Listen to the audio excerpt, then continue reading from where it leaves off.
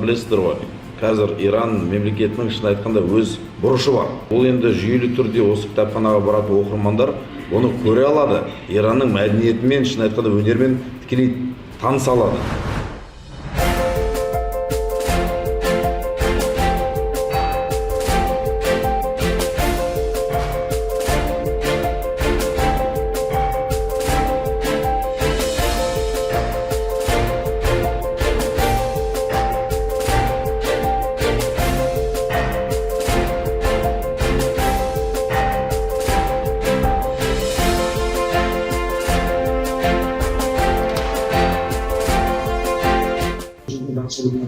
болсақ, жаршылықтың өзінде былтырғы жылдан көрсеткішіне жақын.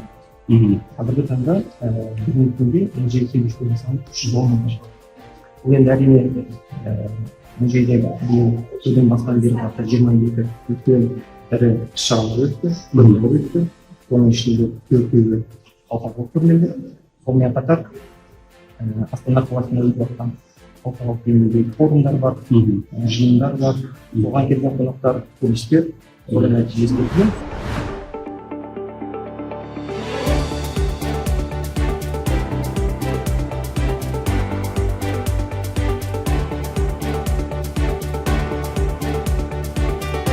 Туристік жарна мөлшерін жергілікті әкімдіктер белгілейді. Туристік жарнадан түскен қаражат жергілікті атқарушы органдардың бюджетіне түседі.